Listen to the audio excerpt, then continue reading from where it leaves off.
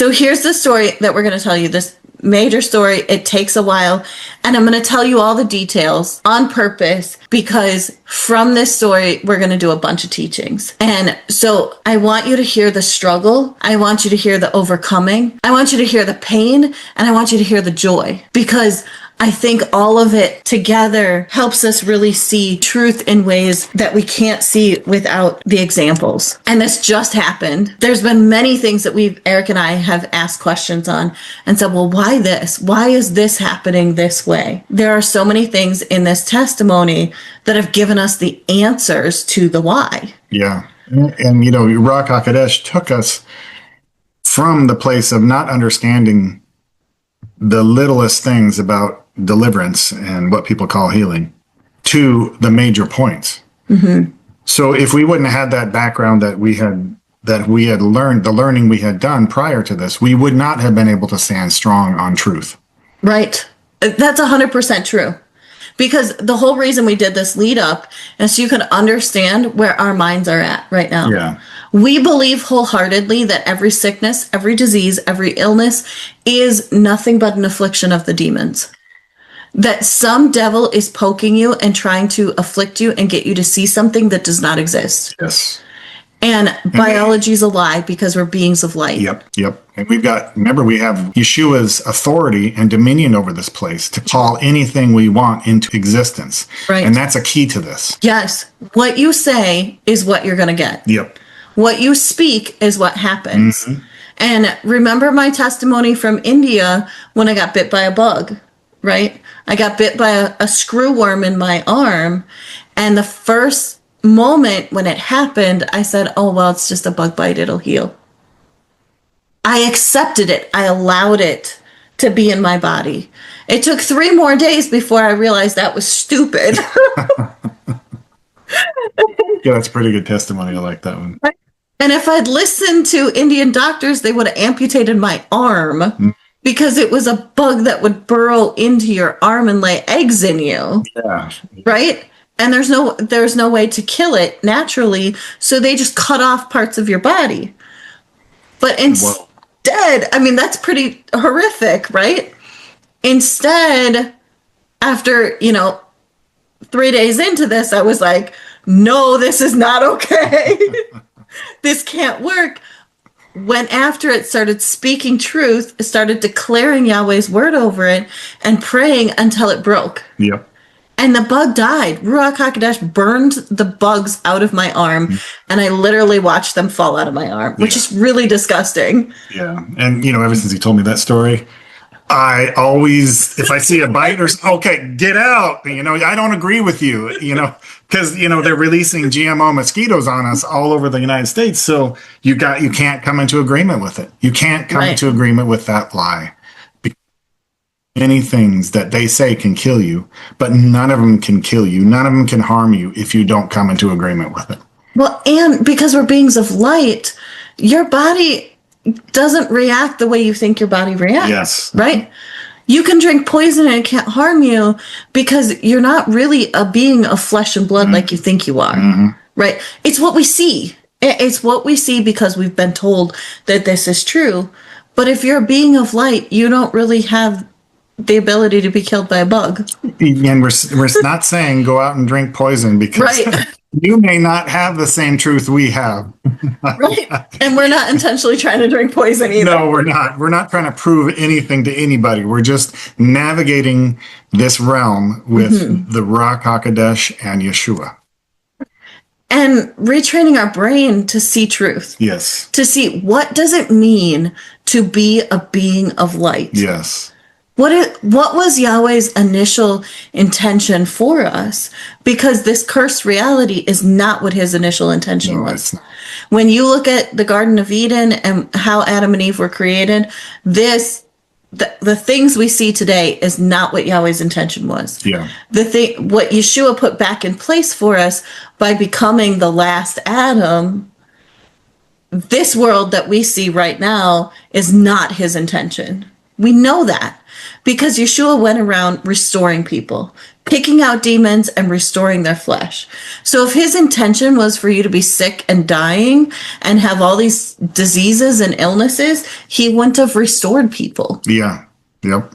There would be no reason for him to heal you, because he would be doing exactly the opposite of what he was supposed to be doing if that was Yahweh's intention. I know I keep coming back and saying, okay, now we're going to tell the story, right? But you need to understand, what is your conviction? Because your truth that you know is how you're going to walk this out, how you're going to walk these things out. And like I said earlier, we are not giving any medical advice. We made decisions based on what we believe, and you have to decide what you believe. And we're not claiming to be medical doctors of any kind, because I don't believe in witchcraft. With Yahshua and the Rock HaKodesh, they will lead you into all truth. Mm-hmm. So if you're not at a point where you can understand this, let them lead you into the truth through the word and lessons that they will show you if you ask. Mm-hmm. There is such a thing as progressive healing or progressive deliverance, right? But that's not Yahweh's first intention, because Yahweh already made you perfect. So he's not going to withhold something he's already given. A lot of times it's our brain that is the problem. Is we don't have enough truth, and so we think something is true when it's really not. Mm-hmm. So I went to go visit my daughter. Here's our testimony is I went to go visit my daughter, and the reason I'm telling you who the person is because there's some very powerful things within this testimony. And I did get permission. So Eric and I have been spending a lot of time studying, and most people do not have the flexibility to spend the amount of time studying that we have had. And so we're all in different stages. And so there's nothing in here that I'm intending to be condemning in any way. So please don't take it that way, because where we started out is not where we are today, right? And every day is a brand new day. Every day you die to your old self and you are risen to a newness of life. So take every moment as a learning experience and learn and grow and expand your mind from it. Don't beat yourself up and say, I didn't know that, and I can't function, or I can't do this, or I can't do that because I didn't have that truth. No, don't do that. Just ask for more. Just learn more and ask Yahshua to show you more. Ask Ruach HaKodesh to lead you into more truth, because the more truth that we have, the better we will be able to overcome the works of the enemy. So I know we had a really long lead up to this testimony, but trust me, it's worth it. It's totally worth it, because Yahweh won in the end. And everything in this world tried to tell us that we were not going to win. And sometimes it's hard when you feel like you're the only one standing on truth. Yeah. But it is worth it in the end, because when you get Yahweh results, you just want to shout and scream from the rooftops of, I won! And we won because we got Yahweh on our side. Not because Charity knows anything special, because I'm special in some way. No, because my Yahshua is special. My Yahshua is the name above every other name, and every demon has to bow its name to the name of Yahshua. Yep. And if I didn't believe it before, I believe it now. Yeah. So this is what happened. So I went to go visit my daughter. The day I'm coming, we ran into all kinds of problems. And my plane was delayed by like 40 minutes. My daughter got attacked by a demon on the day that I was coming. And I am purposely using these words because I want you to understand that I believe that every sickness and every disease, every affliction of the body is an attack of the devil. It's a demon, it's a devil, it's a fallen angel poking you. It is some lie coming against you. I'm being so bold with my words because if you don't draw the line as a hard line and a line that you will not cross, the devils are going to take advantage of you. Yeah, that's true. They will. They will take advantage of you because what did Andrew Womack say? They'll steal your lunch and pop the bag too. They are bullies, and they will take advantage of you because they will do everything they can to get you to start doubting. And as soon as you start doubting, you lost. You lost. It's just that simple. Okay, so I'm flying to go visit my daughter. She gets attacked by a demon, and a demon's trying to tell her that she has the same problem she had when her son was born, that she had some problems with her gallbladder. I didn't know as much truth then as I do now. Otherwise, she would have had a different story then. We have more truth now. So we have a totally different outcome to this story this time. So the demons poked on a lie from before on my daughter. The enemy likes to get into areas where we believed a lie in the first place. That's true. It's a lot easier for us to come into agreement with something if we already know and we've already experienced it. Exactly. Because you saw this thing happen, you saw the outcome of it, and so you assume that things are going to happen the same way. Yeah. Like in my story about the cavity demon, I knew that cavity it's a hellhole. I knew that a cavity is a hellhole caused by a demon. It's a lie. Health, holy are all lies. So I knew that this was a demon poking me and making me think that there was a hole in my teeth. And there was not. Right, so exactly. I had the truth. Exactly. Yeah. And so that's the same thing. So when my daughter had her son, she lost a lot of weight very quickly. After he was born, she ended up having some issues with her gallbladder because of how fast she lost weight. And it was an attack of the enemy. The enemy poked her and made her feel this pain, and these things happened, and she went to the doctors, and this is what they told her, is that her gallbladder was reacting to the speed at which she was losing weight. So did they say she had a stomp or something? Not at that time, I don't think so. Maybe there were, I don't remember. But it was very painful for her, and she visited the doctor a few times. So she had in her mind that she had these problems with her gallbladder. So now this time when I'm coming to visit, it's very easy for the demon to poke this. It had been over 2 years since she'd experienced this kind of pain before, but she knew what it was because she had had this happen before, right? Familiar with it, familiar with the spirit. Familiar spirits, right? Yes, because it's the same demon poking you. Because of the outcome that we get in certain situations, we think we know the answer to how it has to happen to get the clean bill of health that we want. That's like the story about between my tractor and the generator. It is. The tractor, I affirmed a problem where the generator, I didn't affirm that problem, and I was able to get the generator running without doing anything to it. Exactly. Same kind of idea, right? It's the same for anything, whether it's a piece of machinery or your own body, it's the same thing. Yeah. Do you come into agreement with the demon or not? And do you know that it's a demon or not? So let's get back to our story. So first of all, the enemy's attacking, trying to cause delays, because there's no way whatsoever that these demons want me to be anywhere near my daughter, because they know that I know truth. And as soon as they found out that I was coming to visit her, it was like all hell broke loose in her life. It's quite funny. I've never been on the phone doing spiritual warfare, or the other time we were providing deliverance to a friend. Yeah. So they're just doing everything they can to try to stop me from getting to my daughter. But they don't have the right to stop me because we are sovereigns over our own life and we can declare truth. That's true. My daughter picks me up from the airport. She's in a lot of pain, and I pray for her. And my grandsons are both like, Gigi, what's wrong with you? Right?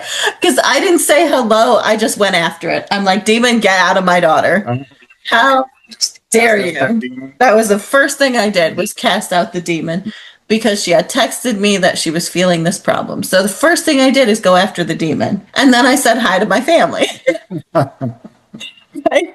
So let the demon know that you do not accept them from the very beginning. Don't you come into agreement with them. Where two or more agree on a thing, it's established. That's right. I could not agree with my daughter that she had any kind of problem with her gallbladder. Because if I had, it would have stuck around, because I would have established it by agreeing with her. Yes. So you never want to be the second person that says, oh yeah, you got that thing, because you're letting them keep a demon. So the next day, she gets up, she goes to work. I've got the kids. The pain isn't getting any better. Pain's a huge key in this, right? The pain demon wants you so off your game that you don't function very well. Yeah. Right? So they're going to poke you and prod you in as many ways as they can to make it so you can't think properly. You got to tell that pain demon to get out. And you got to believe that it has to go. Because all of this is belief in Yahshua and trusting in the truth of what he's done and then standing on that truth. I have my grandsons for the day. She ends up deciding to go to the doctor and have them take a look and find out what's wrong with her gallbladder. She feels like it's the same thing she had happened before, and she's in a lot of pain and she needs the pain to stop. So she goes, they tell her some stuff. She comes home for the next 2 days. She can't eat, she can't drink, she's throwing up, all kinds of body issues, right? I'm praying over her constantly. I'm playing the declarations. I'm speaking truth nonstop. It was actually really cute because even my grandsons came and put hands on her and said, "Bugs, get out of my mommy." And which is great because where two or more agree on a thing, it is established, right? Yep. And the faith of a little child is so valuable. It is. Right? It is. And she would get relief for a little bit, but it wasn't complete relief. So she's continuing to not be able to keep anything down because she keeps throwing up because the pain is so bad. Here's the thing, is pain is a little imp of a demon, but pain is very distracting. It is very distracting. It's very, very distracting. And so if that pain demon can keep you distracted, you're going to want to do anything you can to get the pain to stop. So Saturday, she decides she wants me to take her to the hospital because it's not stopping. She feels like this is her only option. Yep. And I'm not judging her in any way because she feels like this is her only option. So I take her to the hospital because it's what she wants to do. Remember, everybody has their own free will. If it was me, I would not be going to the hospital. Well, yeah. And she was in some, yeah. The amount of pain she had was so great that you had somebody carry her to the. Yeah. She was in so much pain, she couldn't move on her own. Yeah. And that's a thing that is hard to understand sometimes is because when we're in that much pain, it is very difficult for us to function. Yes, it is. It's very difficult for us to overcome that pain to speak truth. Please don't take us wrong because we really do understand that. We understand what that kind of pain does. And we both have believed the lie before. Yeah. Which is why we can speak with so much authority now because we did believe the lie. And now we know truth and we know how to make it go away. I take her to the hospital. They tell her that she's severely dehydrated. They start doing all their things, right? So I'm watching what's happening and I'm kind of taking note. How are the demons reacting? How are demons doing these things? We a lot of times focus on the things that we're seeing with our eyes and we're looking at those physical things and we're thinking that physical thing is the issue. What I was looking for was what's the spirit behind this? What is the demon behind this trying to do? I took a couple notes, right, of the tactics of the enemy. So when you go into an ER, it's very loud, right? There's all kinds of distractions. The person that you're bringing in has their own distractions, right? So you've got to be able to keep your head about yourself when going into this. So the whole time I was very conscious of the fact that I was not going to agree with anybody that there was something wrong with my daughter. I wasn't going to agree with them because if I agree with them, I'm going to give the demon permission to afflict her. This is nothing but a lie and she will walk out as the miraculous power of Yahweh sets her free. That's what I kept telling people. She will be your miracle and you will see a miracle today because Yahweh has set her free and has done it. Not going to do it, has done it, right? This is really important. Don't push something off into the future, which can be done today because it was already done before. Because when you push something off into the future, you're asking for a progressive miracle. I didn't want a progressive miracle. I wanted the demon to go. Right? I didn't want my daughter to suffer anymore. Who wants your daughter to suffer? And here's the thing, is because she's mine. A mom has so much authority over her children that they don't even know how much authority they have. Besides the fact that Yeshua is in us and we have all authority with Yeshua, as a mother, you have a whole lot of authority over your children, no matter how old they are, because your children give you the authority. When they start out as yours, you have authority when they're little, but when they grow up, they still give you that authority. They trust you. They believe you and they expect that you have good intentions for them. That's even more reason why my words were so important. Because as her mom, if I'd said, oh, you're sick and you're going to die, she could have come into agreement with that and took on more of a curse. Yep, right? That's right. As a parent, you have to watch what you say. As a parent, you're giving the enemy permission to afflict your children. Yes, especially if you come in agreement with a curse. Exactly. So your words are so vitally important. It is very important that you only declare truth. So here's some of the tactics that I noticed. Well, we're sitting in the ER and they're doing all their things and they're trying to figure out what's wrong with her, right? Really what the enemy is trying to do is find something that you'll come into agreement with. Yeah. Yep. That's really what they're doing. One of the first tactics is identity statements. They kept saying over and over, you have, you are, to my daughter, to try to get her to come into agreement that there was something wrong with her. Yeah, So, because it's almost a curse. It is. You have. If you say I do, then you just made a verbal contract with them, with that demon. so like one of the things they said was, you are severely dehydrated. I let her have that one because my daughter needed something to latch onto to get better. Because a lot of times we need a placebo. We need something to make us think that we got fixed. Yeah. Right? Dehydration is super easy. How do we fix it? You may drink water. Add water. Right? So this was an easy one for me to come into agreement with so that my daughter could have a placebo to get better. Is she felt like she needed something to relieve the pain. And when you're really dehydrated, your body's drying out and nothing's moving properly. Your systems are not functioning. And so you feel that because of the way we've been trained, our feelings drive a lot of our decisions. So I let her have this one for the sake of trying to help her overcome. Right? Because we all have free will and we have to learn to overcome. This is the only one she got. This is the only one I agreed with is, you're dehydrated because you've literally been fasting for 3.5 days now. And you haven't been drinking anything. You haven't been eating anything. You've been regurgitating everything that you've put in. So your body needs some moisture. We've got water in us. If we're not light beings and we're human beings, then we have water in us. And we need to replenish the water. So the first thing they did is make all these identity statements of you have this, you are this kind of statements to make her believe that she had a problem. Yeah. Right. And then the next one was to incapacitate her. And people do not realize a lot of times how much of a tactic this is because you're in a lot of pain, you want the pain to stop. And several times this is what my daughter said to me is, I just want the pain to stop, Mom. That's all I want is I just want the pain to stop, right? And the enemy fills you full of drugs, painkillers. Well, painkillers is another demon. It's something to go inside you to make your brain not function. Once they got her so high with their drugs that she's really incapacitated, you can't make decisions. No, you can't. You don't have your wits about you to make educated decisions. And so once that happened, then that's when they started telling her all the things that they needed to do to her to make her better and all the things that were wrong with her. So then speed became the next tactic, is just firing at her everything that they could come up with, all the things they could imagine as fast as they could. And to the point where, like at one point, a nurse came in to give her some things in an IV bag. And I was like, well, hold on. I want to know what you're doing. And she's like, well, you can figure that out later. And I said, no, you can tell me what you're doing before you put poison in my daughter. Yeah. You do not have autonomy over my daughter. You do not get to choose what you put in her without telling us first. And so that was the next tactic, is that they have autonomy to do whatever they want. And they just go as fast as they can to make you come into agreement with it and think, oh, well, they've got my best intention.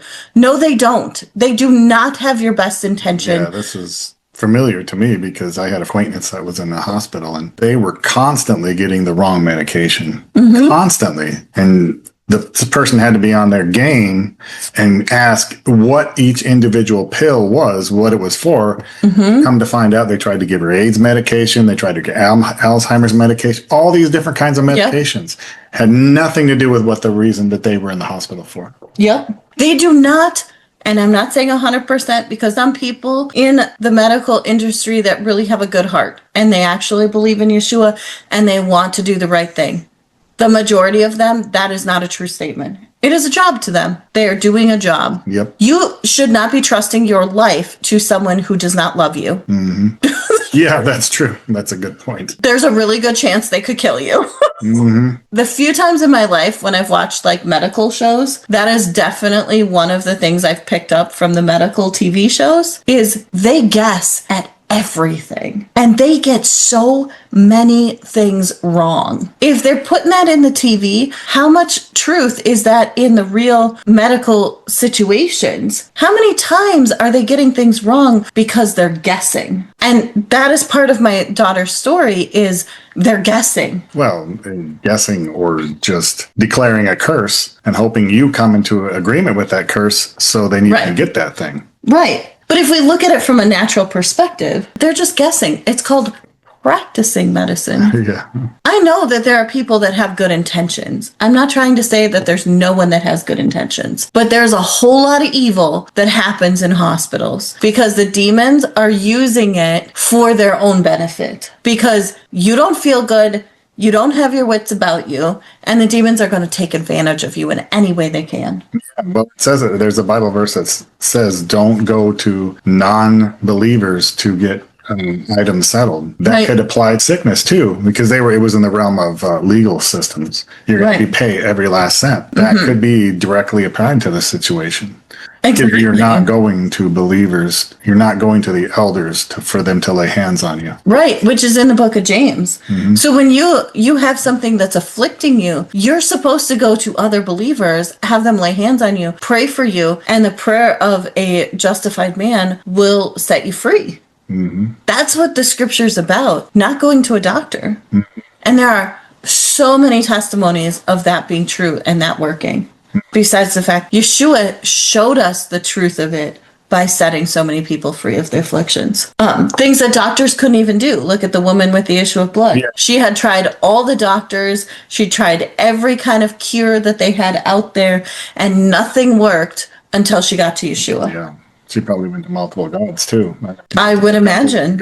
Yeah, because you'll try anything when you're in that much pain and you don't have enough truth to stop you, right? So the next tactic of the enemy was, oh, you're so ignorant. So they're throwing things at us with all this speed, right? And then the next tactic was, well, you're not a doctor. You couldn't possibly know the truth. When asking questions, they would treat me as if I was too ignorant to understand their questions. And I got a great story about that. I'll tell you in a minute. It's a leading into the bullying tactics. It's part of the bullying tactics is when that didn't work of, oh, you're not smart enough, because I am very smart.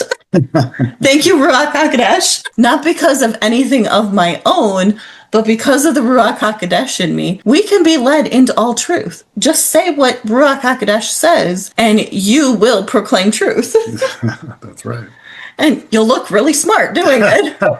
But so when that didn't work, when the ignorance thing didn't work, then they took to bullying tactics. And bullying tactics is going to the farthest extreme they can go to and saying, well, if you don't do this, it's going to mean life or death for your daughter. If you don't go on this pathway with us, you could kill her. And trying to like blame me and saying, if she dies, it's my fault. Well, that's bullies. We all were children at one point. We know what a bully looks like. And this is what they were doing, is trying to bully me into coming into agreement that they could do what they wanted. And I wasn't going to take that. Absolutely not. So I got two more. So then 6th point was overstimulation. Everything in the hospital is loud. It's so noisy. Your ears are like overstimulated. Your eyes are overstimulated because there's all these implements everywhere. All these things everywhere. There's nothing comfortable. And then they're touching you constantly. Your flesh is being overstimulated in every way. So your senses are on high alert because they're poking you, they're prodding you, they're putting stuff on you, they're moving things around. They don't care about your privacy or your feelings. They're intentionally trying to overstimulate your feelings and your senses. Because when you get overstimulated, you start to shut down. You start to pull back and be like, oh, I can't think. I don't know what to do. I don't know how to respond to this situation because you're overstimulated. So everything in the hospital is set up to overstimulate you. And then the last one, point number 7, is guesswork, is what I called it. They make a lot of assumptions without a lot of facts and zero truth. Let me tell you a few points to this to help you understand why I came up with these with these 7 tactics. It's funny. Those are the same 7 tactics that distract you from listening to the Rock HaKodesh. They are, aren't they? Mm-hmm. That's a really good point. I didn't think about that. Yeah. It is. It's the same kind of thing. Mm-hmm. And so it works in every environment. So what are our 3 rules, Eric? I'm totally going to put you on the spot, right? What's our 3 rules of how we overcome the enemy? We stop, but we let Rock HaKodesh lead us to a scripture. Mm-hmm. We read that scripture over that situation. Mm-hmm. And then we shut up and see the deliverance of our Yahweh. Exactly. It works in everything. Everything, yes, it does. Points work in everything. The only thing you have to remember is the last point. Shut up. That tactic reminds me of a story the other day, just a short one. But I was working on my CNC, and my CNC was not doing what it should. I had written a program, and I was so frustrated. And the Rock HaKodesh says, go take a break. So I went and took a break. 10, 15 minutes, I went back to my CNC and figured out the problem. That's great. The Rock HaKodesh showed me the problem. It was right there. I was like, because see, you had the distractions. Yes. Right? Mm-hmm. You had the noise, you had the distractions, you had the speed because you wanted to get it done. Mm-hmm. All these things are coming against you. And all that was making me frustrated. Yep. Mm-hmm. And so then your emotions are getting in the way and you're not listening. No, I was not. The Rock HaKodesh has to get us to shut up. Yes, absolutely. So that we can listen. Yes. So let me give you some examples. So I'm in the ER with my daughter, and they're taking blood, and they're trying to figure out what's wrong with her. They start an IV to give her some fluids because they tell her she's dehydrated. So I told her, I said, okay, they're going to give you some fluids. They'll give you some pain meds, and we'll get rid of the pain, and we'll rehydrate you, and you'll be just fine, and you'll walk out of here. Because she needed... That's a good declaration to declare over her. Mm-hmm. That is an excellent tactic. Because she needed a placebo. Well, yes, you are declaring with your mouth what is going to happen in the situation. Mm-hmm. And that was the only thing I said the whole time when it came to agreeing with her on something. So, okay, so they're going to give you some fluids, they'll give you some pain meds, and you'll walk out of here. We'll get rid of this, we'll get you rehydrated, get rid of that pain, and you're going to go home. And it'll be just fine. We'll go pick your boys up, and everybody will be fine. And you'll never see the inside of this hospital again. Like... Wow, you were really agreeing with Yahweh. I was trying so hard. I'm like, I am not doing this. I do not want to be here, and these devils are liars. Yes, they are. So they take blood because they want to do a blood test. And by the way, if anybody comes back in 5 minutes and said they evaluated the blood, they're lying. There is no way they can take... It looks red. They can take your blood out of your body, go to another room, test it, and come back in 5 minutes and tell you what they found. No. They can't. Science does not line up with that. That woman got convicted and sent in jail for pretending she had a machine that did that. Oh, yeah. There was a story about that, right? Yeah. They cannot test your blood and evaluate it in 5 minutes. Okay, so I know this truth, right? So they took blood, they left, came back and said, you have an infection. I'm like, no, she doesn't. There's no way you could have figured that out in 5 minutes. There's no way. You're making an assumption because she came in a couple days ago and you took pictures and you decided that she had gallstones. So I'm going to tell you more about that in a few minutes. Because of what they already had, they're building off of what they told her before. Okay? And I wasn't there the first time. So I couldn't argue with them the first time. Because we would not have been in there the second time if I'd gone the first time. Now, when you say first and second time, are you referring to the first time she got? No. Okay. So I flew in on a Wednesday. Mm-hmm. On Thursday, she went to work. And before she came home, after work was over, she stopped at the doctor. Well, she went to this same ER hospital. Got it. Okay, so that's part of the story I missed. Okay. So she went to this same ER hospital. They took pictures, and they told her that she had gallstones. And I'll tell more about that in a minute. I was leaving that part out at the moment because there's a reason for it later. So they've already got a story that they've started. Mm-hmm. And they're trying to build off this story. They come in after like 5 minutes of taking blood, tell her that she's got an infection. And I'm like, you couldn't possibly know that. They say, well, we've decided we're going to give her some antibiotics, and along with the fluids that we're giving her and the pain medication that we're giving her. And it's like overstimulation, like super fast. And I'm like, hold on. Like, I want to know what it is that you're trying to put in my daughter. The nurse is like, well, you can figure that out when I'm done. And I was like, no, you can tell me what you're doing before you put poison in my daughter. Like, that's not acceptable, because they like to make you think that they have autonomy and can do whatever they want. You have a right to your own body. You do not have to let them put whatever they want into you. Make them slow down, make them explain themselves, make them tell you what they think they want to do or why they want to do it, and then decide if you're going to agree with them. Don't just let them do whatever they want. Yeah. And this nurse was very annoyed with me. She did not speak to me again after this moment, because I was like, no, you will stop and you will tell me what this is before you try to poison my daughter. And the drugs that she wanted to give her were the kind of antibiotics they give to patients who they've given a staph infection to in the hospital. Wow. These are major antibiotic. In their playbook, you have to be almost dying before they give this to you. Wow. They did not have proof from the blood that there was any kind of infection. They didn't have any kind of images yet that would say that this was a problem.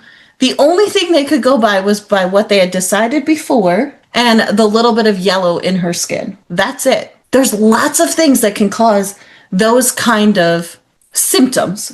Lots of things, lots of different types of demons. But from the medical field, there are other things besides an infection that could cause that kind of presentation. So to instantly go to these major antibiotic drugs is a very drastic decision. That is because, she just had a stomach ache, right? Right. Pain in her stomach and pain in her back, right? From the images they had taken the couple days before that, they believed that she had gallstones, right? Gallstones equate to infection. Do not equate to you being poisoned.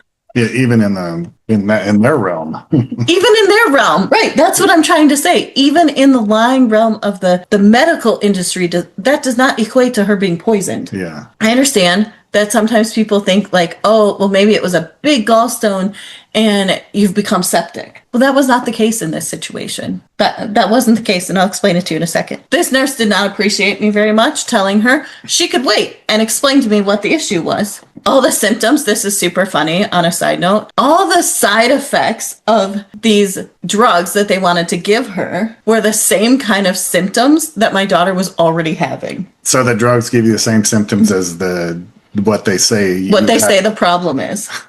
That's hilarious. Isn't that hilarious? That is totally funny. And I was like, so how would your drug actually help her if it would cause the exact same symptoms that she has? Yeah, that doesn't make any sense. So to me, you're actually telling me that you're going to give her a drug that will increase her symptoms, not decrease them. That doesn't sound good. That does not sound good whatsoever, right? Yeah. That doesn't sound good. So what do you think Charity did? Said no. Not acceptable. This is absolutely not acceptable. My daughter decided that it was okay for them to give her these antibiotics. So with the nurse in the room, I put my hands on her feet and I declared very loudly that poison will not harm my daughter, and everything they put into her will be turned into the river of living water and the bread of life. That's and right. Demons will not touch my daughter. That's right. Right? This lady ran out of the room. Did she have a chance to give her the stuff that she wanted to give her? She did. Oh, okay, but then she took off. Then she took off. Yeah, that's funny. She was not having this. Yes, yeah. You know what is that scripture? When I'm out of my mind. When Paul says, if I look like I'm out of my mind to the world, then I'm in my right mind to Yahshua. Yes, that is awesome. Uh-huh. I love it. That was totally me in that moment. Yeah, that's awesome. And so she ran out of the room. As she's leaving, right, they're going to have to come back and take another blood draw because the blood results were inconclusive. Okay, so the results that you couldn't have evaluated yet are inconclusive, but you're going to give her poison anyways. And then It doesn't make any sense. and then you're going to go draw more blood. And then the poison has the same symptom as the problems. So is it like self-fulfilling prophecy? Right? And you're going to go draw more blood that you just stuck the poison into. Oh, wow. That's... So wouldn't the poison that you're putting in her bloodstream affect the results of the blood test? Yeah, all this seems very double-minded. Extremely double-minded, right? So, okay, so that nurse leaves and another one comes in to do this second blood draw, but she's actually doing 2 blood draws because she didn't feel that she got enough because it was too dehydrated, so she had to do 2. So it really makes you wonder what they're going to do with all this blood, right? On a side note, that totally makes me It's wonder. like 3 times, right? 3 times now. They'd taken her blood when she'd come in a couple days before. All right, I'm not a medical doctor. I don't try to evaluate blood. I don't know what they're doing with all this stuff. But as a believer in Yahshua and as one who knows that the enemy is nefarious, it really gave me kind of pause, right? Yeah, usually vampires are the ones that look for it. So when this second nurse comes in, I'm praying for my daughter. I'm standing up by her shoulder. I'm praying for her because I'm like, look, they are trying to do everything they can to fill you full of drugs. And I'm just not okay with that. So I'm just going to pray for you. And I'm going to keep commanding this demon to get out of you because there's nothing wrong with you. And you are totally fine. And so I'm praying for her and I'm praying in tongues and I'm commanding everything to be the river of living water and the bread of life. And I'm not budging. The second nurse comes in and she starts telling my daughter what she's gonna do to draw blood, and she is not being gentle in any. Did you get a really big jab and start? Was it a really big needle? It was a pretty big needle, and it was pretty terrible. It was like she was digging for veins. Ooh, It was bad. Multiple pokes. Yes. So poking her like a criminal in prison. That's funny. I am sure she felt that way. I'm sure she felt like a pincushion, right? Yes. But here's a fun story. Here is, so I'm still praying for her the whole time because I'm not going to let up now. And I've already, scared away one demon. So, I can scare away more. Well, this lady says to me, she goes, oh, do you have gallstones? And I'm like, no, she does not have gallstones. And my daughter's like, what? That's what they told me, right? And so this nurse, she's like, oh, well, that's been my problem is my gallbladder's been acting up and I keep getting these gallstones. I'm doing these natural things of drinking cranberry juice and chamomile tea. And she's telling us all these things that she does to mitigate it, right? And she's like, they keep telling me they want to do a surgery and they're talking about like taking out my gallbladder, but I don't want to do that. When they do that, how do you digest fat? I have no idea. So she's got this long story, right? And I was like, well, we believe in the power of Yahshua and I'll pray for you and you will be a miracle just like my daughter's a miracle and you will never have to have this surgery. And she just looked at me like, how can you declare something so bold? And I was like, look, you don't understand. I'm a full-time missionary. I have traveled the world and I have watched Yahweh work. And if you want, I'll pray for you and you will see a miracle. So she got kind of excited about this. And I laid a hand on her shoulder and I prayed for her. And I gave her one of my bracelets that I give out. I could tell she felt the power of Yahshua when I laid hands on her. Her demeanor changed. And she was like, wow, that's so amazing. And she was kind of in this place where she was kind of struggling to like say what she was thinking. And I told her, it's okay. Yahshua will set you free and you will be a miracle just like my daughter. And maybe we're here just for the purpose of praying for you so that you could receive the same power of Ruach HaKodesh that sets you free of these gallstones that you believed you had. And you will not have surgery and you will be a walking miracle. And just like my daughter, she will walk out of here and she will not have any more afflictions. This nurse was really excited about this. And she does the first draw that she's supposed to take, which is the second draw of blood. And she takes it, she leaves, she goes to take it somewhere else, and she's coming back to do the third one, right? I'm praying for my daughter while she's gone. While that lady's gone, then the doctor comes in, the ER doctor comes in, and then that nurse comes back. So now we've got three more people in the room because the first nurse comes in, the one that I told her she couldn't poison my daughter. She comes back with the doctor, but she will not look at me and will not talk to me whatsoever. And the nurse that I prayed for, she comes back in the room to draw the third draw of blood. And she's not really saying anything. She's just quietly listening, right? So the doctor comes in and she starts explaining these things to my daughter and telling her what she's decided is the problem. The lady's in the process of drawing blood, right? And this doctor tells my daughter that because of the test on the blood, they know that she has an infection. They know. They know she has an infection. Test that they did. And I'm like, how could you know that she has an infection when you said the first blood draw was inconclusive and we're literally in the process of drawing the blood? That's hilarious. How do you know that she has an infection? That doesn't make any sense. Sounds like a demon was talking through her. Oh, there was definitely a demon talking through this one. I 100% know I was talking to a demon. Yeah. And this is how I know. Because she's going on this explanation of how she thinks that there's a gallstone that is blocked between the gallbladder and the pancreas. That it's causing inflammation in my daughter's body, has caused an infection because the bile is backing up in her body. This is what she's saying. And she's explaining her logic, right? And I tried to ask some questions, and that's where this like overload of knowledge thing happens, right? Where she's just like, well, you couldn't possibly know. Like, right? You just couldn't understand because you are not a doctor. So how could you understand? But you have no idea what my education credentials are because you haven't asked. Yeah. Right? And I'm not saying I am a doctor, but she didn't check either. That's true. That's true.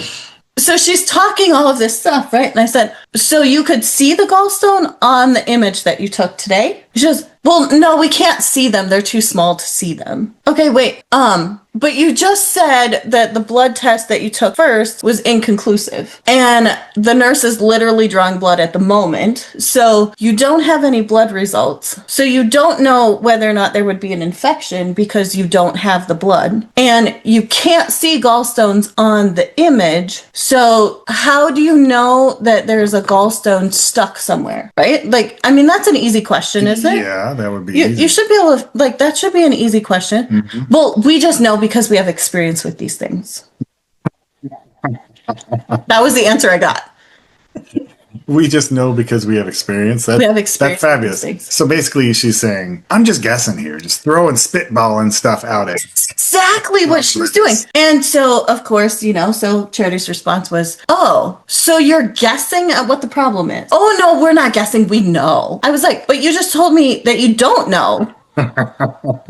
Double-minded. No. Double-minded demon. That's how you know. The demon's going, no, say this, say this, say this. And then as soon as I said, well, how could you know? Then she said, well, this is what we're going to have to do. We have to do this procedure and we have to go down her throat and we have to pull out the gallstone. And if we don't do this, she's going to die. Whoa. I've never heard anybody dying from a gallstone, to be honest. I was like, well, no. Yeah. And all I could say was no. And then she goes, and if they can't get the gallstone out, then we'll have to do surgery and we'll have to open you up and take it out. And I turned and I looked at this woman and I said, no, absolutely not. You will not cut into my daughter. That will not be happening. She is a miracle and she will walk out of here with nothing wrong with her. And you will not stick anything in my daughter. And she will live and not die. So funny because I've seen demons manifest in many different ways, right? This doctor literally became so tongue-tied she could not articulate a single word. Really? Not one. Wow, you scared that demon away, so she didn't know what to do. She Turned didn't have that whisper on her shoulder anymore. Away from her and I looked at my daughter and I put my hand on her and I said, you will live and you will not die. And nothing will touch your body. That's right. Nothing by any means shall harm you. That's right. That is exactly what I was declaring. Yes. Poison won't touch you and nothing's going to harm you and no doctor is cutting into you, especially when all they're doing is guessing. Yeah. There is no way. Could have that. One of these other things. I don't know. Yeah, maybe some other stuff. I don't know. Wow. Yeah. They wonder why they call it practicing. Practicing medicine. Practicing on lying to you. This is what we were experiencing, is practicing demons lying. Mm. Well, so that doctor left in a hurry because she could no longer speak to me. And because, when you tell the demons no, they have to shut up and leave. So she leaves and they send in another doctor a few minutes later. Again, like we're talking like minutes between these events, right? Again, there's still not enough time for blood to be evaluated because the nurse drawing the blood left with the first doctor. We've had 3 draws of blood now, and we're probably like 20 minutes into this hospital visit. Already, wow. Like, and you've done 3 draws of blood. That's a lot of blood for 20 minutes. Right? That's a lot, isn't it? At what point does the draw of blood turn into a pint of blood? Especially when the person was dehydrated to start with. Yeah. So an awful lot of blood. how much blood did they take? What percentage? I would like to know. I don't know the answer to that. Was your daughter getting dizzy? Very. Oh. She was very high because they're dumping antibiotics and painkillers into her body along with the rehydration bag. Deal with the fact that she was dehydrated. So this second doctor comes in and he's supposed to be a little more of a specialist, but he's really not a GI specialist. He's just supposed to know a little bit more than the other doctor. Right. Okay. He was the admitting doctor. So they had decided they're going to admit her. She's going to have to stay overnight because she's in too severe of a condition for them to send her home, which is a complete lie. This is what they've decided, right? So he comes in to try to explain to her what it is that they want to do. And they want to do this procedure, right? And my daughter is so loopy. I don't know how much she remembers of the conversation, but she heard some of it. She was definitely too loopy to be making any kind of decision. And they're telling her, you agree with this? Is that okay? You agree with that? And I'm like, no, she does not. No, you don't get to drug her up on drugs that make her high and then ask her if she agrees with you doing something to her. Yeah. No. And so this guy's trying to explain this procedure that they want to do to go down the throat into the digestive system to pull out this gallstone, right? His story makes absolutely no sense to me. And so I'm listening to him and he says, well, let me give you an example. It's like this. Because he's talking about the gallbladder and the pancreas. So he says, it's like this. It's like if you take a garden hose and you stick a golf ball on the end of the garden hose, wedged in the end, right, of a garden hose. And it can't go through into the garden hose. It's stuck on the end, right? And so it won't pass through because it's stuck on the end. We can't break it up. So we have to go in and we have to grab a hold of it and pull it back out. So right? You got to stick something into the garden hose and then pull something bigger out. Through the garden hose. Ooh, that doesn't sound good. Right? No, it does not sound good. That doesn't make any sense. I would rather pressurize the golf ball and pop the golf ball out because it's smaller than the device that's going to go down there and grab the golf ball. Exactly. So I'm listening to this story and I'm like, okay, if the golf ball's on the end of a garden hose, if you just turn the water on the garden hose, it'll push the ball out. Yeah. Right? Won't it just push the ball back out? Like, just turn up the water. Everything I know about garden hoses, if you turn the water up, you make the pressure harder, it will push things out of the end. Yes. Uh-huh. And if you get enough water coming through a hose, you can take paint off the side of a house. And in my head, I'm thinking, okay, the river of living water flows through us, right? Water washes away rocks. Water breaks down rocks. Water widens the pathways of the rivers. Like over time, water can destroy any kind of rock. Mm-hmm. And we're talking about natural rocks, right? Natural rocks, natural water in riverbeds. So I tried to say the same kind of thing to him. I'm like, well, our bodies are made with a whole lot of water in them. If you just add more water, you'll flush the system. And he goes, oh, no, it doesn't work that way. And he starts trying to come up with some reason why it doesn't work that way. But he cannot come up with a way to articulate it. And after like 2 or 3 minutes, he goes, well, maybe it wasn't a very good example. Good example. Because you know that I am correct. If you put more water in, the ball will come out of the hose. And because he said that he thought there was a gallstone that was stuck between coming out of the gallbladder and going into the intestine, the hoses that connect, and I don't know enough about anatomy, but from his description, the hoses that connect to the large intestine are smaller than the large intestine. So as soon as you get the ball out of the small hose, it goes into a big hose.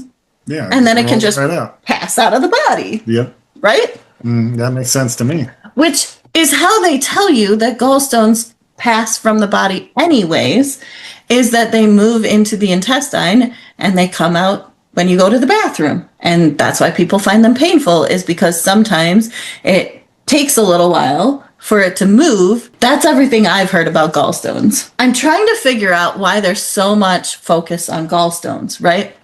And I'm listening to this guy, and so he tells his story, and then he leaves because I'm not having it. And, oh, wait, I forgot this one part. Okay. I'm not having anything he's saying because it doesn't make any logical sense, right? He takes the same tactic the first lady does, right? Well, if we don't do this procedure, it could kill her. A gallstone. A gallstone, Kill right? somebody? How does, never heard of it. And I was like, okay, you can believe that, but I don't believe that. That's not happening. And she won't die. She will live and not die because she's going to walk out of here as a miracle because my Yahweh is bigger than that.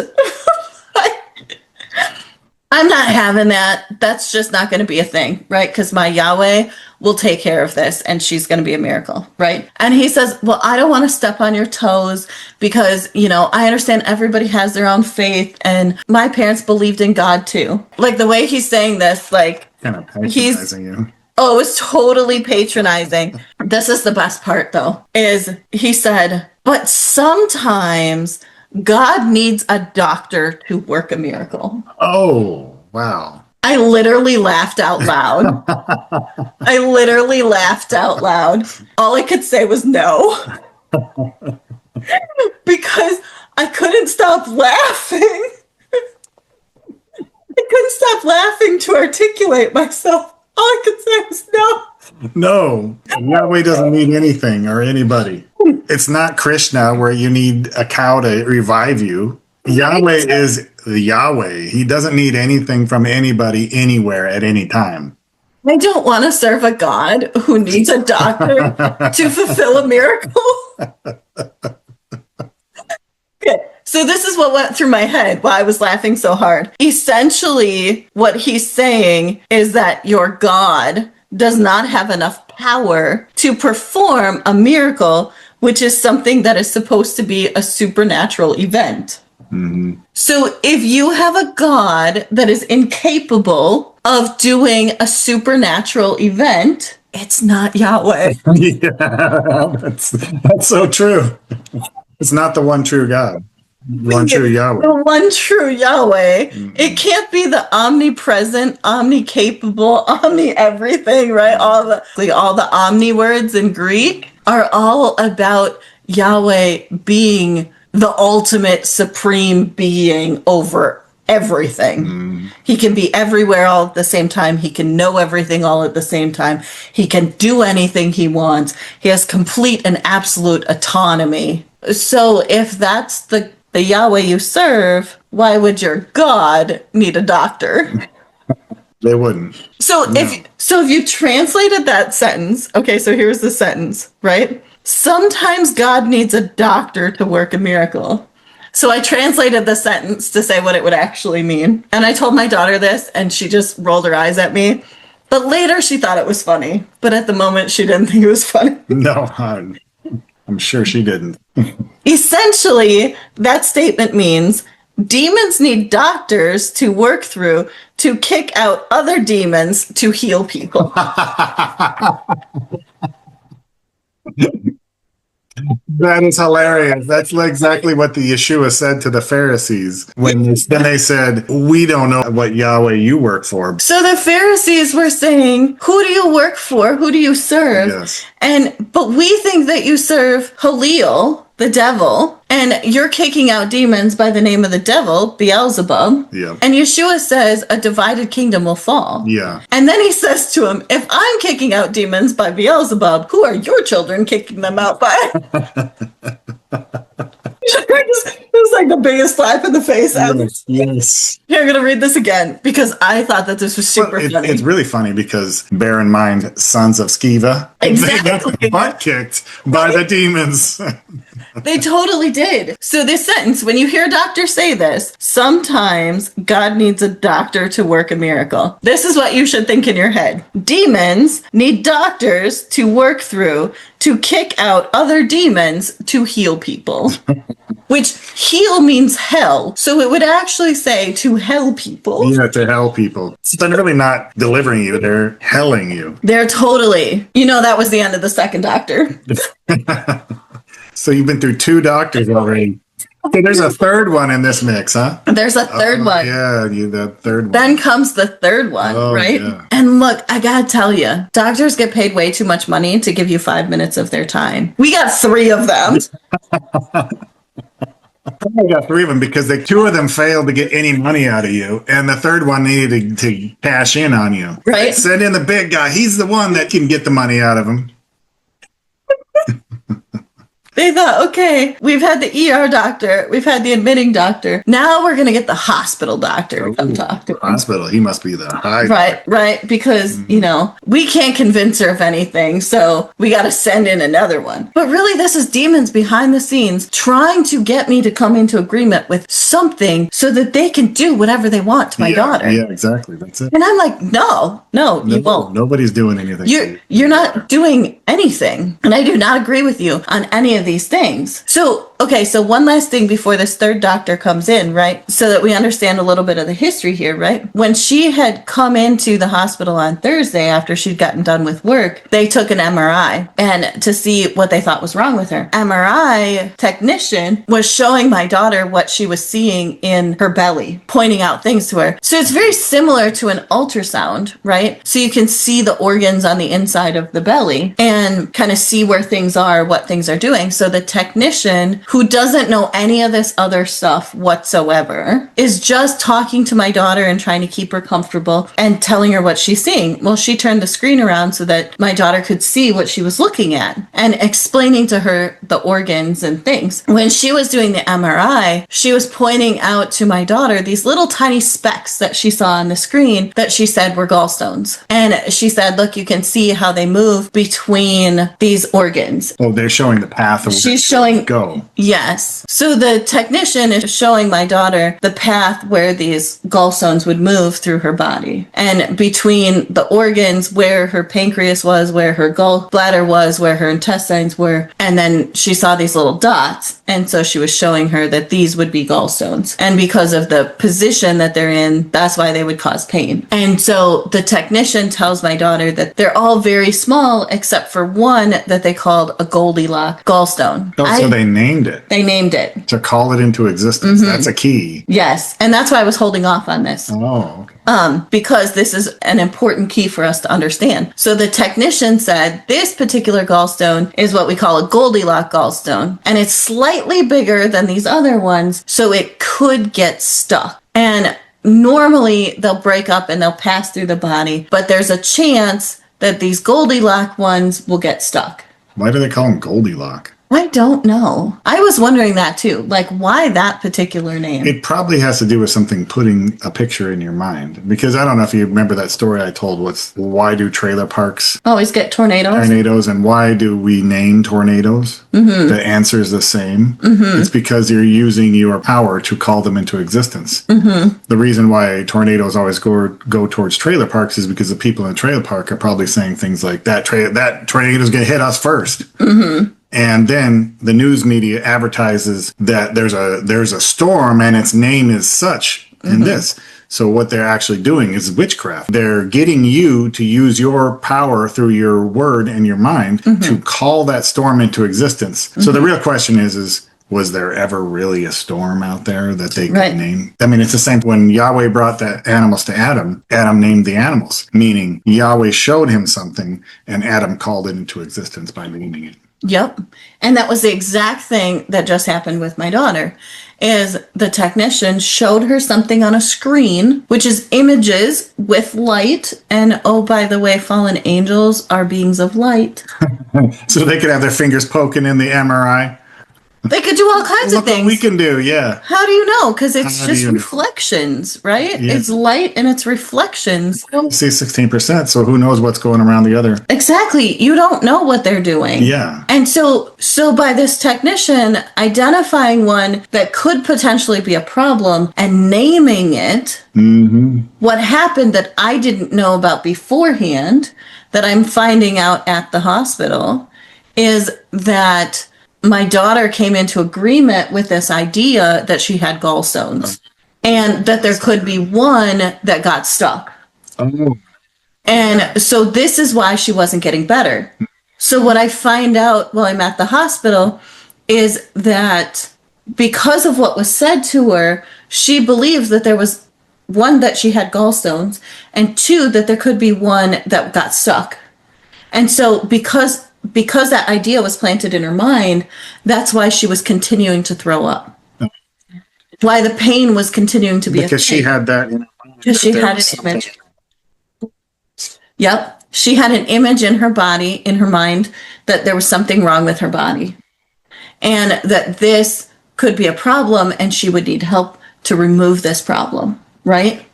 So when I find this out, because they take another MRI, when the doctors are talking, this is how I find out, is that second doctor is explaining what he's seeing on the MRI. What are you comparing it to? And so that's what I'm trying to understand in the conversation of, well, what are you comparing it to? Is the last one versus this one is from when she'd come in on Thursday. But here's the thing, is he's telling me in the new MRI that they just took, he can't see the gallstone. But he knows that there's a gallstone stuck on the end of this hose, But because of the you inflammation. Cast it out, and you didn't allow anybody to come into agreement. Exactly. You did not. You prevented all that. You said no. You declared there's nothing wrong with your daughter, and you did not come into agreement with that curse, which diagnosis is a curse. Mm-hmm. And you stood on that foundation of truth, which means by nothing by any means shall harm you. Right. And you didn't use your words, and you didn't let them allow you to use your words to create that with your authority and dominion over this place. Right. Those are all very good points. So what happened was, when she'd gone in on Thursday, she'd come into agreement with the fact that she had gallstones. When she came home and told me that she thought she had gallstones, I prayed for her and we cast out the demon. Oh. Okay. So the demon was actually gone when she had come home. The reason she didn't look like she was feeling better is because she still had this idea in her head that there could be this Goldilocks one that would get stuck. That was the key to the problem, is the enemy planted doubt that there was something that could get stuck. What I cast out didn't overwhelm this idea. So the demon was actually gone and there was not anything there. And we know there was nothing there because they couldn't even see it on the MRI. Wow. So this time they can't see anything on the MRI. On the Thursday one, they could. That's another good point, too. Another lesson here is your Yes. truth overrode your daughter's truth. Yes, because my faith in Yahshua was strong enough to know that his truth was, you cannot be sick, because sickness and disease comes from a demon. Yes. And I stood on that truth. The reason I wanted to bring this up at this point is because sometimes we're looking at a situation and we think it didn't work. Because you would look at the beginning of my story and say, well, you started praying on Wednesday. Why are you in the hospital on Saturday? Right? Because you look at this and you say, well, it didn't work then because you're in the hospital. No, it did work. The demon did get kicked out. The gallstone was not there on the MRI on Saturday. It was on the MRI from Thursday. Before the idea got put in her head that there was something wrong. So when I prayed for her on Wednesday, she was actually fine. The only reason that it continued is because then Thursday she still got pain. Pain didn't go away because she had fear in her that it was the same issue she'd had after her pregnancy. So the problem was fear that caused the pain. And then the pain became so intense, her fear overrode her truth that she was fine. So she went to the doctor. When she went and had the MRI done, they came up with a reason for the pain. And they told her, you have these gallstones. So now there's a picture with gallstones and a potential one that could be a problem. When she comes home on Thursday, I pray for her. Those gallstones go away. Those demons are dealt with, right? Again, but fear wasn't dealt with and doubt wasn't dealt with because I didn't know all the facts. So there were two things I didn't know that I needed to pray for. I didn't know I needed to pray for fear, and I didn't know I needed to pray for doubt. That's a good lesson. Yes. How they could still afflict her to the point where she thought she still had a stone. Exactly. Because there were two things I didn't know. I didn't know how much she was afraid that the same thing would happen that had happened previously years before. And I didn't know that they'd planted doubt with this Goldilocks idea. Oh, okay. That's very important. It is very important because a lot of times we look at a situation and we think we're doing something wrong. Well, we didn't do anything wrong. We just didn't have all the facts. Yeah. Yep. We did the right things. We did exactly what Yahshua told us to do. We just didn't have all the facts. And the other person has free will. So they can choose to agree with something other than what you're saying. So she chose to think on this idea that she could have a Goldilocks gallstone that would get stuck. The fear that it would cause all of this pain was still there, that she would have to go through the same thing she went through before. That builds over time, which is why we ended up back in the hospital on Saturday. Why Saturday, I was like, no, I'm going with you because I am not letting anybody speak any other crap over you. Right? You want to be there and make an inventory of everything said and make sure that you counteract everything, every curse, every diagnosis that they say. And she couldn't drive anyway, so, Yeah, that was perfect. It was perfect because then I got to see these things, and Ruach HaKodesh used it in a way for me to be able to look at all the pieces and see where the things went wrong and what the demons were doing, and then how did we overcome them? Because as soon as I figured out that that was the problem, I was like, oh, I got a solution for that. What's on the MRI today? What is happening on the MRI you just took today? The doctor didn't want to tell me the answer. Yeah, because there was nothing there. Because there's nothing there. There's nothing there. They didn't want to tell me the answer. They're like, well, we see this inflammation, and so we're pretty sure that's an infection. And, I'm like, yeah, so is dehydration. It causes the same symptoms. Dehydration causes the same kind of inflammation in your body and causes a fever and causes you to be lethargic. It can cause pain. It can cause all kinds of things. If you're dehydrated for too long, there's all kinds of issues that come up as symptoms that look like anything else. My persistence in asking these questions revealed what was missing. And so I'm like, well, you can get a golf ball out with water and you can fix the inflammation issue with water. All it did is prove to me that I was right from the beginning. All she needs is hydration. Put some living water in her. Get some living water in there and we'll resolve the problem. Right? So when that doctor leaves, I do the same thing I did with the first doctor. I put my hands on her feet and I command the rivers of living water to flow through her body and everything to get out. And this time, fear, you gotta go. Doubt, you gotta go. Yeah, that's awesome. You can't be here. We're overwhelming it. And my Yahweh is not a trickery Yahweh. So anybody else who's trying to play some kind of trick, you gotta go to. Yep. Yeah. Right? Yep. This is the thing, is sometimes we don't know that we limit ourselves with our own words. We got to get a little bigger, get a little broader with your words, is because when you're too narrow, the demons can still play on the fringes. So get a little broader and say, look, nothing means nothing means nothing. Not but anyone. Any means can hurt my child. This one belongs to me, and how dare you touch the body of Yahshua? And she belongs to Yahshua too. She just wasn't strong enough at that moment to declare her own freedom. She didn't have enough truth. Right. And this is why you need a buddy. This is why you need someone to work with you, to help you stand on truth. Because sometimes it's hard to stand on truth. It's why when you go to war and you're fighting a battle as a soldier, you have a battle buddy. They eat with you, they sleep with you, they go to the bathroom with you, they go carry the guns with you. Your battle buddy knows where you are 100% of the time. And if they don't, they're in trouble. Because when you're overstimulated like that in a battle, you need someone to keep you from doing something really, really dumb. Mm-hmm. And this is the same thing. We are fighting a spiritual battle. We are fighting a battle against things that we cannot see. And we need someone to help us stand. Sometimes you just need someone you can touch and be like, dude, I think I got to lean on you. Hold me up. Right? And this was that moment, is my daughter needed to lean on me to say, Mom, help, because I don't know how. Because we're talking about all of these things that she hasn't had time to study. She doesn't know these tactics of war that we have been learning. There's things that I didn't know that I needed to do that I wasn't doing. It's a great learning opportunity for all of us, right? Don't begrudge the situations. Don't beat yourself up for the situations, but get a buddy who believes the same thing that you do to help you stand. Through this whole thing, I'm texting my husband and going, hey, pray for this. Hey, pray for this. This is happening. I need someone to come in agreement with me on truth. Yes, yeah. Right? Mm-hmm. Because the doctors want someone to come in agreement with them on the lie. Well, I want someone to come in with me on the truth. Mm-hmm. Right? Yep. And so we battled together. We didn't have to talk to each other on the phone. We could text and it's the same thing. Yep. Because Ruach HaKodesh is not limited by your communication style. No.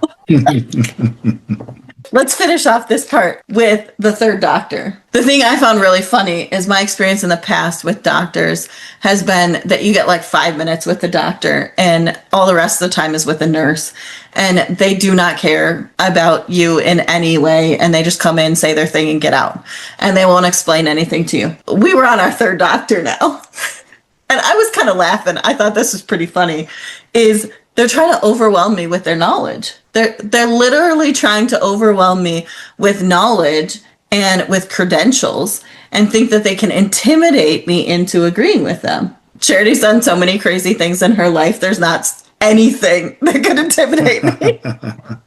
No, there sure isn't. Because I've been the one who stood up to people way too much bigger than me and gone, come on, I dare you. Mm-hmm. Mm-hmm. Yeah. Why? My Yahshua is bigger than you. Mm-hmm. And I know I'm 10 feet tall and bulletproof, so bring it on. Yep.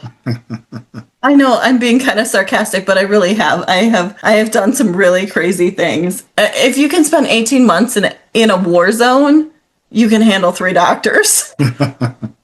Worked as an auditor, and from the beginning of my career, when we would go to the site of the company that we were auditing, they would send everybody at you. You would be the only person from the audit side, and they'd send like 10 people to sit in the room with you. And it was all an intimidation tactic, because if you got to defend yourself by yourself in front of 10 people, you might kind of back down, right? So this is how you deal with intimidation. You get there first, you sit at the head of the table, you spread out, and you talk like you know everything. That's what you did for those doctors. That's totally how I function, right? Oh, you think you're going to intimidate me? Watch, I am bigger than you. I dare you.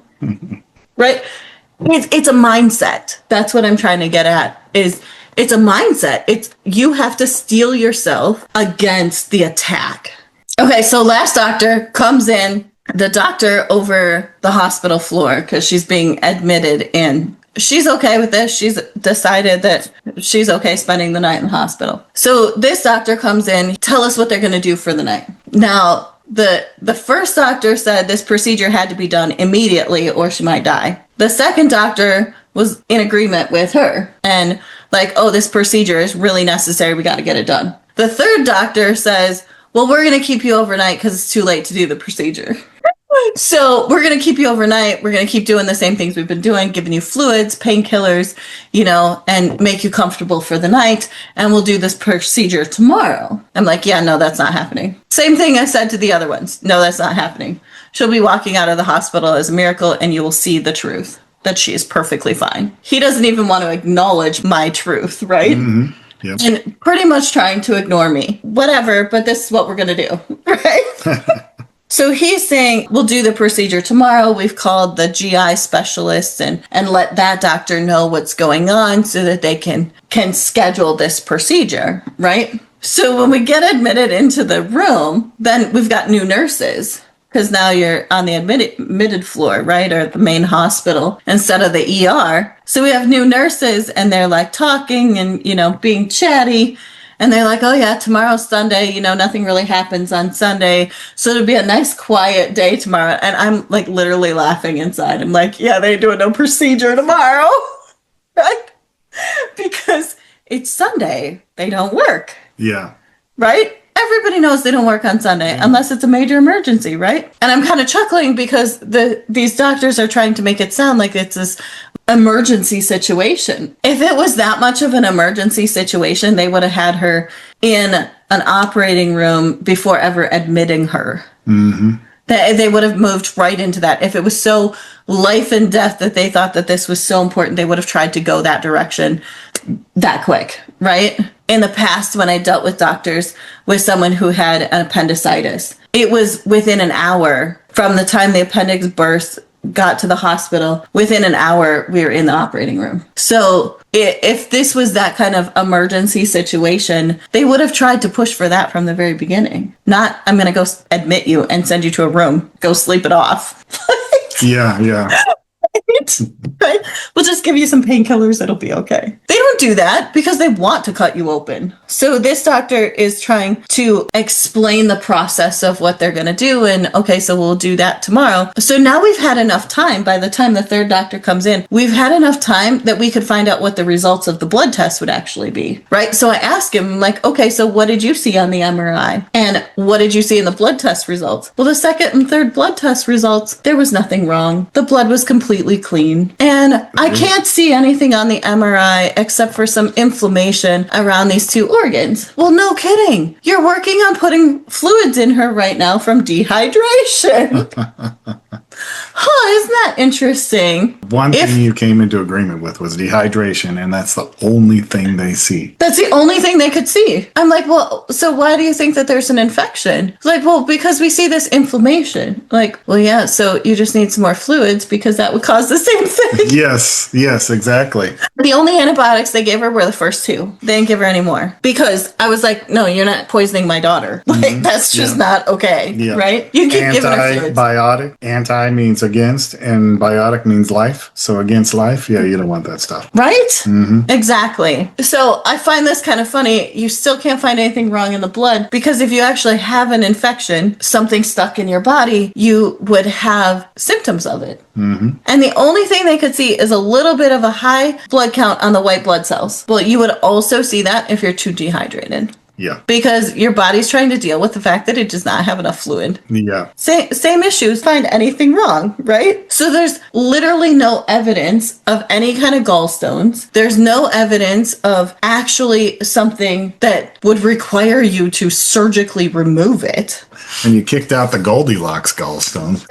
Yeah, once I found out that was such a thing that had been come into agreement, then we could deal with that problem, right? So that doctor leaves. We get her settled into the new room, and the only other thing they decide they want to give her that night is basically Pepto-Bismol to soothe the track, so that everything inside her would flush out. And I'm like, that's fine. Let her body be completely cleansed of all of your poison that you tried to put in her. Just wash it all out of her body, right? And that's what I kept praying over her, is the river of living water and the bread of life. That's it. That's all that's in your body, and you are perfectly fine, and you are totally rehydrated, and you are walking out of this hospital. When I went back to her house that night, I was talking to Eric on the phone. One point I left to go let the dog out, and so I called Eric, and we just declared truth over her, and we just got on the phone and we're like, look, this is it. This is finished. Every demon, you get out. Right now, you will not touch her anymore. And I found out when I came back to the hospital that at the exact time that we prayed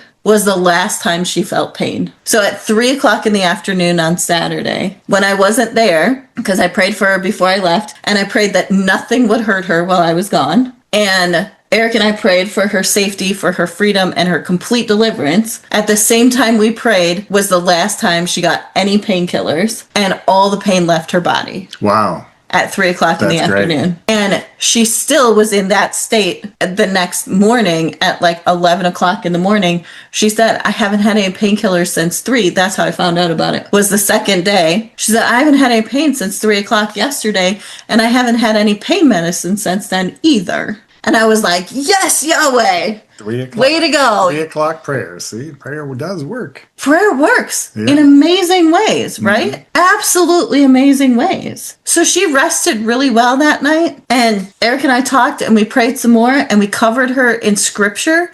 We covered her in prayer. We spoke the Psalms over her, because I just felt like tormenting demons. So I left my word magic book open on the table that describes all the witchcraft that they do. I left that on the table in her room. I brought a Bible and I opened it and I highlighted the scripture in Luke 10:18-19 that says, I saw the adversary fall like lightning and nothing by any means shall hurt you.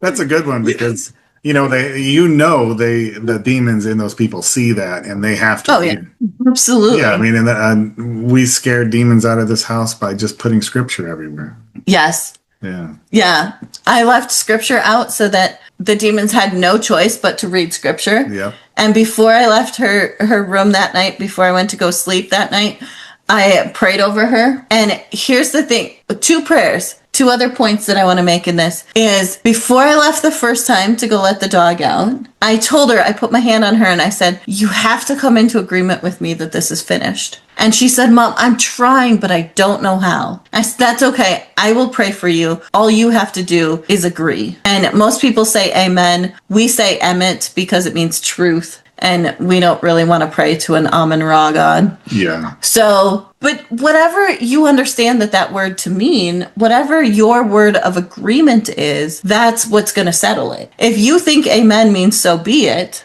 and you're coming into agreement, then saying amen will come into agreement with the prayer. So I prayed for her. I commanded everything to leave. She agreed with me. And because she agreed with me, she agreed with my prayer. Then when Eric and I also prayed to settle it, that bound the demons and they had to go. Because as her mom, I had authority over her. But more than that, she finally came to the point where she let the elders pray for her. That's what scripture says, is if there be any sick among you, go to the elders, they'll anoint you with oil, pray for you, and the prayer of a righteous man will availeth much. And that's sick as affliction. And that's what it says in the King James. I'm reading it that way so you can find the scripture, is in James, if you finally come into agreement that someone with more truth than you will pray over you, their truth will overcome your lack of truth. And that's what happened. That's why at 3:00 that afternoon, she didn't have any more pain. Everything left at that moment. All her doubt, all her fear, all her pain, all the lies of the enemy left at 3:00 in the afternoon because she finally stopped fighting the truth of Yahshua. And she let Yahshua set her free. That's fabulous. It's totally fabulous, right? And then I just prayed for a hedge of protection around her room that night so that nothing could come against her while she was sleeping. And I told Eric, I said, well, look, my daughter just needed a break. She just needed a night away from the kids. She'll get some great rest. And by morning, she'll be great and she'll be ready to come home. And the next day, she was ready to come home. They did another blood draw. They did another MRI test. They couldn't find anything wrong with her. Nothing in the blood results, nothing on the MRI. She was up, she was walking around, she was using the bathroom again. She wasn't throwing up. She was perfectly fine. That's fun. Isn't that fabulous? That's a testament. When we have truth, the truth will set you free. Yep, the truth will set you free. And you just stand on that truth. Just keep standing on this truth. Because if we hadn't agreed with this truth of Yahweh, if at any point we'd come into agreement with the fact that this could be something that could kill her, she might have ended up dead before the weekend was over. Yeah. Because when the demons find out they can afflict you, they want to kill you. Yes. That their whole job that they've created for themselves is to do the worst things they possibly can to you. They want you dead because it hurts Yahweh, right? And how much more would it hurt Yahweh if they kill one of Yahweh's believers, right? They are going to be an eternal damnation for the rest of perpetuity. So if they can want someone out or hurt Yahweh in some manner, that's what they're going to do. Yep, they are. And this is why we have to be vigilant. Yes. Why we have to learn that our lack of knowledge really can kill us. Yes, it can. We have to learn the truth, and then we have to stand on that truth. And Ephesians 6, right? When you've done everything to stand, just stand. Just keep standing, right? Because that's what I did through this whole thing. I just keep standing on the same truth. No, you will not touch her. She will live and not die. No, you will not cut into her. She will live and not die. No, you will not poison her. She will live and not die. You just keep saying the same thing. No, no, no means no. By the way, I said no. Right? So you are not giving any demons any permission for affliction. None. No permission for affliction. No permission whatsoever. So I got to take her home on Sunday. Not a single thing wrong with her. Still, even though they couldn't find anything wrong, they still wanted to do this procedure. Yeah, that's a funny story. And they wanted to do it on Monday now because it's Sunday and we can't do the procedures on Sunday, so we want to do this on Monday, right? Yeah, that's ball worship day, Sunday. And before we released from the hospital, the doctor comes in to tell her, well, we really encourage you to do this procedure on Monday. And she says to him, and I didn't know that this had happened already either, she says to him, I already told you that is not an option for me. Because when I came in on Thursday, you all said that you wanted to schedule that kind of procedure on Monday. And I told you, I can't do this on Monday. I already have commitments on Monday and I cannot miss them. And then she looked at me, she goes, Mom, through this whole thing, the date at which they wanted to do this procedure has never changed. Wow, that shows you there was a lot more to this going on. Because she had something very important to do on Monday. When she'd gone in on Thursday, they told her they would schedule it for Monday for the procedure, and she'd told them, no, I can't do it on Monday. When we came back into the hospital on Saturday, the demons were still pushing towards this agenda to have her tied up in the hospital on Monday when she couldn't be there and she had something else she had to do. Yeah. Demons like to afflict you, prevent you from doing something that is going to be beneficial for you. Exactly. You can tell because of the time at which they were doing, they had started this attack earlier when they found out that I was coming for this specific purpose. For what was happening on Monday, they started the attack to try to make it so she would miss the thing on Monday. That would be very beneficial to her life and change her life. Yes. And so they're trying to stop this whole thing. So me going out there with the truth was actually very necessary and organized by Ruach HaKodesh to make sure she didn't miss her thing. Yep. And she didn't miss it. She got to go and everything's fine, right? She got to do what she needed to do and everything is fine and everything will continue to be perfectly fine. But I thought it was really funny as we're getting ready to go that she turns to me and she says, Mom, isn't it interesting that the date that they wanted to schedule this procedure never changed, even though they said my condition was changing, telling me that this is so important and so vital and so life-threatening, but the time in which you want to do the procedure never changes. That tells you it's a lie. Simply said, yeah, exactly. Could have simply said, oh, we can do it Tuesday, Thursday, Friday, right, Wednesday, whatever. If it wasn't as life-threatening as they're trying to make it sound, you could have scheduled it for any other day. So they let her go home and they said, well, we're going to make you sign this paperwork that we're going to release you against medical advice because we think you should do this procedure. And she's like, that doesn't make any sense because I'm perfectly fine. And there's nothing wrong with my blood and there's nothing wrong on the MRIs. Yeah. And the date never changed. So I don't know why you think that I need to do a procedure when there's actually nothing wrong with me. Those demons just did not want her to be where she needed to be on Monday. No. That's what it was. And you're still pushing this agenda of something that you can't prove. Yeah. So we left and it was fine. And she's been fine and she's still fine. And I have pictures of her eating at a restaurant after that. That's not even the funniest part. There's still more to this story. There's still part of this story. It's hilarious how persistent demons can be. Demons are so persistent, right? Yeah. They're super annoying. Mm-hmm. And they continue to be persistent. And this is why the scripture says, when you've done all to stand, just stand. You just have to have the grit about you to stand up with truth and say no. Mm-hmm. No, I said no. No means no. Don't turn around. Don't run from them. Stand and face them and say no. Yep. And keep it that way. Yep. I think I can tell the last part pretty quick. We leave the hospital, we go home, we pick up her kids, and we have an amazing time. We get great food because, she's feeling great. She's just been fasting for 4 days, so Yahweh cleaned out her body, gave her good rehydration, and she was laughing at my concoctions that I was making. I'm like, well, I've done fasting before. You got to build your body back up and, get it used to eating again. And she's like, Mom, no. Mom's ideas are not always your children's ideas. So 2 days later, so she does the thing that she needs to do on Monday. And then Tuesday, we decide we're going to go out to eat. Then she's going to drop me off so that back in the airport, we're on our way to go out to eat. And she gets this phone call. She's like, well, that's weird. And so she answers the phone and it's the police department. They're like, well, we're just doing a wellness check on you because the hospital called and said you were dying.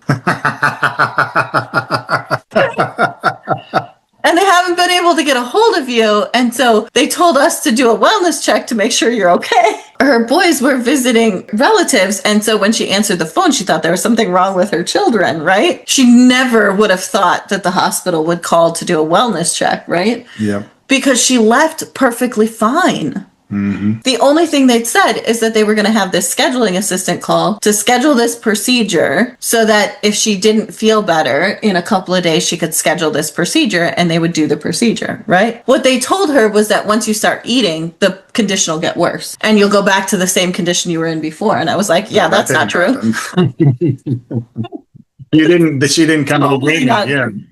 You don't come into agreement with that. Say nope. No, and she didn't come into agreement with it because now she saw the lies through what they were saying. So she's like, why is the police calling me to do a wellness check, right? And they're like, well, call the hospital and see if you can find out what's going on. We're just glad you're okay.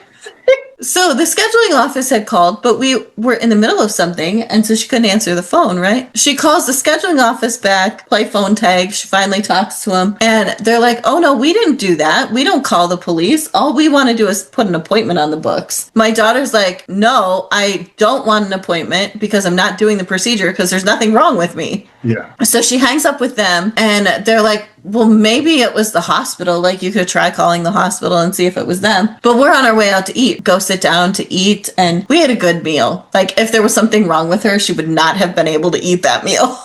Mm-hmm. Mm-hmm. And since she'd come home from the hospital, she was eating and drinking and doing all the things that we normally do, right? All the bodily functions were working just fine.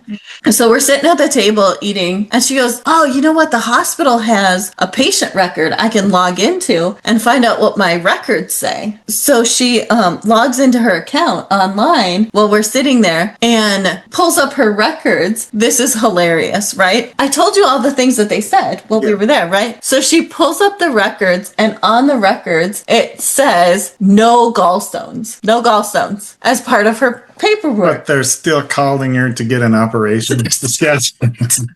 An operation, a procedure to pull out a gallstone, but the paperwork says there are no gallstones. And then there was a line on the paperwork that said they thought she had pancreatic necrosis. It sounds serious, but it's just a name for the thing. I was like, what does that even mean? Yeah.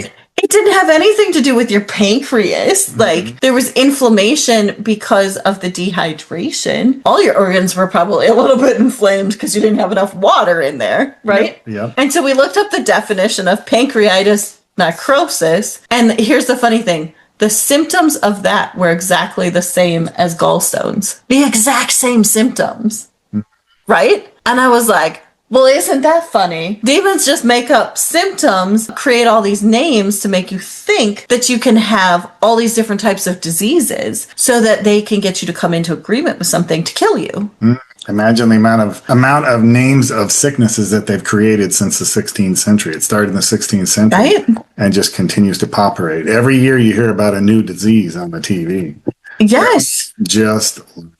And if there was such a thing as a gallstone that caused her system to back up, it would not cause her pancreas to deteriorate that fast that it would be dying, because that's what necrosis means, is that the tissue is dead. Yeah. Right? Yeah. There's no way that short period of time that the pancreas would die from the bile. Well, there is one way. Well, a demon? Yes, if you come into agreement with a demon, yeah, the demon can make you think that's what's happening. Yes, the demon could make you think that was happening, and no evidence of any kind that this would be true. Yeah. Right? So her records don't even match what they told her. And they gave her paperwork when we left. And I told her, I said, well, you should look at the paperwork and see if we got 3 different opinions. They don't know what they're doing. No, they're just randomly throwing things out there, throwing curses out there to make you grab them and run with that. So, and when you come into agreement with that, you create that with your words. Absolutely. So last ditch effort. Here's their last ditch effort, right? So now my daughter knows a lot more truth, right? She's got a whole lot of truth built up. She knows that they're lying because the paperwork doesn't even match. The things that they're saying don't match. She's finally got a clear head. She's not pumped full of these narcotics that are making her dizzy and incapable of thinking. So now she's starting to put the pieces together going, Mom, what is going on? I'm like, I told you, this is a demonic attack. That is all this is a demonic attack. Demons are using people to get you to come into agreement with what they want to do. So she drops me off and she goes home and she gets a call from the ER doctor. The same one that I had looked in her face and said, no, you will not cut into my daughter. She will live and not die. This same doctor. Okay, look, doctors don't even give you 5 minutes. Why would the doctor herself pick up the phone and call a patient that has left the hospital? Yeah, that doesn't have gallstones. Right? On the paperwork. The paperwork doesn't even say she has gallstones anymore, right? If a doctor was actually concerned about you, they would have a nurse call you. They don't have time to pick up the phone and call you themselves. That is something you push off on a lackey. That's not what you do yourself. And I know the terms I'm using, I'm doing it on purpose because that's how they behave. So this ER doctor calls her, very concerned about her life and like, oh, I'm so glad I finally got a hold of you. I thought you were dying. Schedule you for this procedure and you need to come back into the hospital immediately. And she's like, but the paperwork says I don't have any gallstones. So my daughter's, gotten knowledge now. So she's throwing it back at this doctor and she's got her wits about her again. So she's like, can you tell me one symptom that I have that would indicate that I would need this done? Because your paperwork says I don't have any gallstones. The procedure you want to schedule is for the removal of a gallstone. It has nothing to do with my pancreas. So the ER doctor says, well, but you still have a fever. My daughter started laughing on the phone. She goes, no, the fever broke Saturday afternoon at 3:00. When we prayed. When we prayed, the fever broke along with everything else. It's now been 2.5 days since she was in the hospital. How would the doctor know she still had a fever? Yeah. You're not monitoring her. How would you know? And that's funny that you told me that while you were there, that somehow the dad kept turning that. turning up to like 80 degrees or something. Yes. When she got admitted into the hospital room, when we got in there, the temperature was normal. I left and I went to go let the dog out. And when I came back, it was so hot in the room. I was like, why is it so hot in here? Hospital rooms are never this hot. No, you're usually freezing. Right. And I made sure she had blankets before I left because I didn't want her to get cold because normally they're pretty cold. I come in and I put my stuff down. I'm like, are you hot? Because I'm talking to my daughter. I'm like, are you hot? Like, did you want the temperature this hot? And she's like, Mom, no, I'm boiling. Like, it is really hot in here. I'm trying to figure out how to turn the thermostat down. And the nurse comes in and it's like, what are you doing? I'm like, well, I'm trying to turn the thermostat down because it is really warm in here. She looks at it and she goes, I think it's either 75 or 80 degrees in here. And I was like, yeah, that is way too warm. She's like, I don't know how it would get that hot. That's weird that it got that hot. So she turns the temperature down and my daughter's like, okay, she's like, I'm used to like 60, 65. Like 80 is a little warm. 80 only feels cold when it's 120 outside. And it was not. No. So we turn the temperature down, so then later that night I leave and I come back the next day. The next day when I show up to pick her up, because I know we're going to go home, it's back up to 80. Yeah. Well, so were there demons over there and cranking up that thermostat? Right? And she didn't turn it up. Like, I'd made sure that it was down before I left. And she said she didn't turn it up. Looked at her and I was like, why is it so hot in here? She's like, I don't know, Mom. It's been doing that all night. Like, it gets cold and then it gets hot and it gets cold and it gets hot. And it's really like, I don't know what to do. And I was like, Let's go home. Yeah. Well, when you're in that temple, The demons have control of everything. Exactly. It's like they were trying to make it warm enough to give her a temperature. It was actually funny because even the nurse that last day took her temperature and was like, "Oh, it kind of seems like your temperature's rising and like you've got a little bit of a fever." And she said 105. And I was like, there's no way she has 105 temperature. My daughter looks at her, she goes, 105? That doesn't make sense. She goes, no, 100.5. Yeah. So what'd you write on the paperwork? Because when we were talking about this later, we were talking about that. We're like, I think they were trying to give you a fever, that they were turning the temperature up to make your body warm, to make it seem like you had a fever, like you were sick, but you weren't sick. There was nothing wrong with you. And the only way they could affect your temperature was to turn up the heat. It's like the little kid who takes the thermometer out of their mouth and puts it by the light and then puts it back in their mouth. It's like that same kind of thing. Wow, you're 110 degrees. If that were You'd be true. dead by now. Oh my You God. can't get out of school when your thermostat, you're like 110 degrees on your thermostat. No, you're going to school today. It doesn't work that way. No, does it? it doesn't. This was quite the adventure. That right? is the most adventure, and it opens my eyes to things that I didn't even see. And now I understand that how come some acquaintances have been harassed by the, in the hospital, and it's because of the demons. Yeah. Yeah. And we'll do some more videos on the temple worship. Yeah. Because for sure, one of the things that we've learned from this is hospitals are modern day Baal worship. Yeah. And I'm sorry if that hurts your feelings, but look at what Baal worship was and you will understand why I'm saying what I'm saying. Is Yahweh doesn't want you to be sacrificed on a stone table to Baal.